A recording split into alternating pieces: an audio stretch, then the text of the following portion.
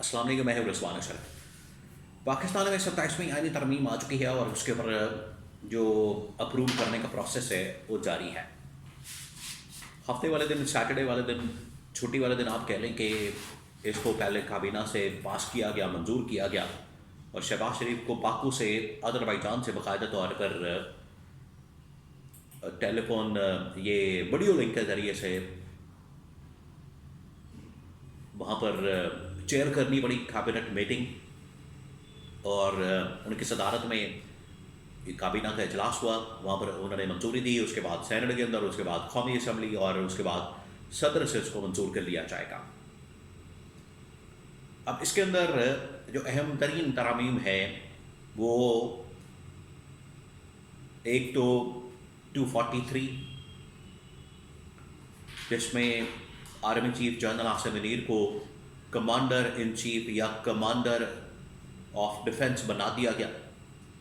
Chairman joint chief of staff committee کا جو عہدہ ہے وہ بھی ختم کر دیا گیا۔ اب یہی تمام کی تمام فورسز کی کمانڈ کریں گے، ان کو ہیڈ کریں گے، اور جو اختیارات ادھر سپریم کمانڈر صدر زرداری کے پاس، وہ بھی ادھر آ جائیں گے، اور گورنمنٹ بھی بالکل اب اس میں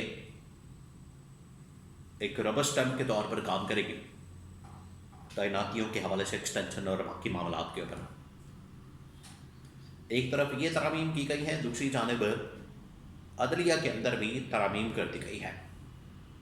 آئینی عدالت کا قیام اور ججز کی پوسٹنگ ٹرانسفر، میجسٹریسی نظام کی بحالی، یہ بھی تمام چیزیں کر دی گئی ہیں، جس سے واضح ہوتا ہے کہ یہ سارا معاملہ اس وجہ سے کیا جا رہا ہے کہ گورنمنٹ یا انڈائریکٹ اسٹیبلشمنٹ ان تمام اداروں کے اوپر کنٹرول اپنا مضبوط کر سکے۔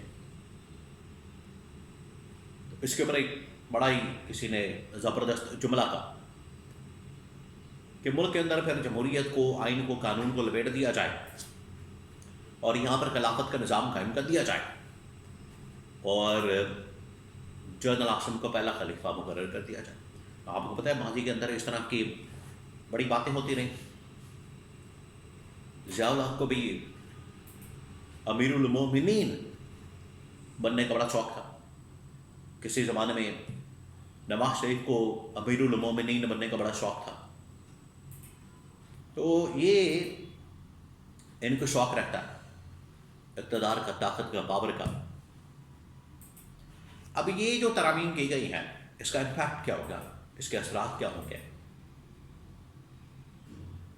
اور کیا پی ٹی آئی اس کو اپروو کروائے گی، اور ججز وکلا کیا اس کو مان لیں گے؟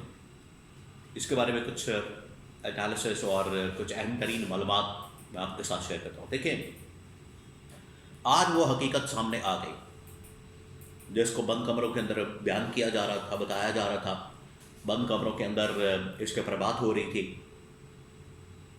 کہ 243 کے اوپر بات نہ کی جائے، اس کے اوپر آپ نے بات نہیں کرنی۔ آج وہ حقیقت کھل کے سامنے آ گئی، آج وہ باہر آ گئی، پبلک ہو گئی، اور اس کے اندر بتا دیا گیا، اس کے اندر دکھا دیا گیا، اس کے اندر یہ واضح ہو گیا کہ اصل میں آرمی چیف، اس کی تعیناتی، ان کی کمانڈ، ان کے پاس اختیارات، اتھارٹی، یہ ترمیم اس وجہ سے کی جا رہی تھی تاکہ یہ سارے معاملات 243 کے اندر آ جائیں۔ ایک تو بات واضح ہو گئی۔ اب آ جائیں ادھر، یہ جو جوڈیشری کے نظام کے اندر تبدیلیاں کی گئی ہیں، اور سپریم کورٹ آف پاکستان کے اندر، آئین کے اندر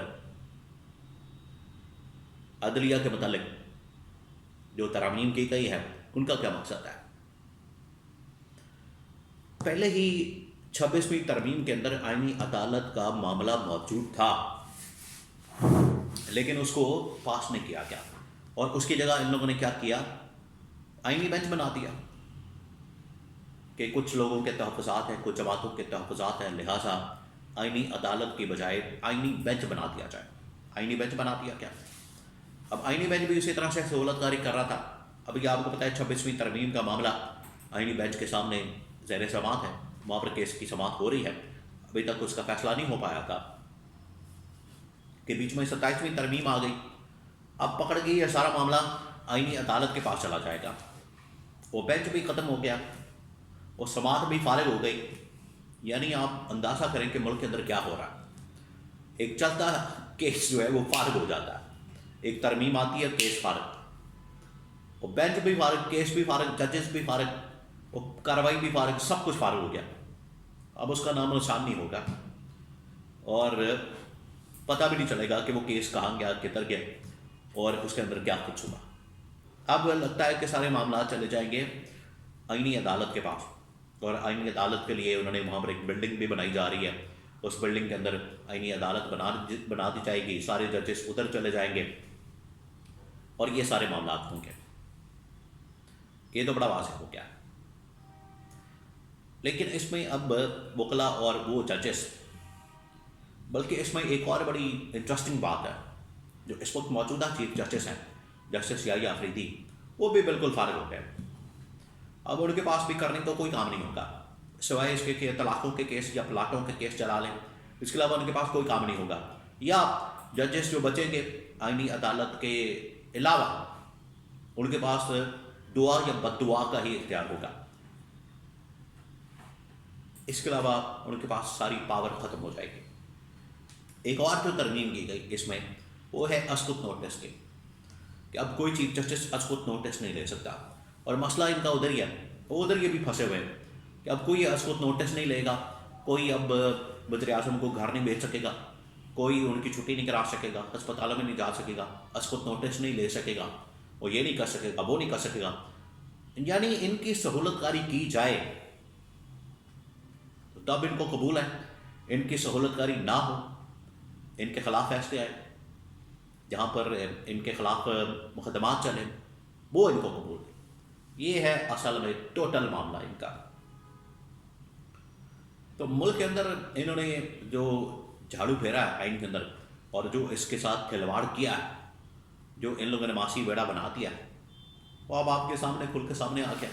تمام چیزیں کھل کے سامنے آ گئی ہیں. اور اب آپ کو پتہ لگ گیا ہے کہ جو عمران خان نے ان کے بارے میں کہا تھا، پوری قوم کو آگاہ کیا تھا، پورے پاکستان کو آگاہ کیا تھا اس بارے میں کہ کس طریقے سے یہ ملک کا سیاسی معاشی ڈھانچہ جو ہے مکمل تباہ و برباد کر دیں گے. وہیں پر انہوں نے آئینی قانونی ڈھانچہ بھی، عدلیہ کا ڈھانچہ بھی مکمل طور پر تباہ و برباد کر دیا.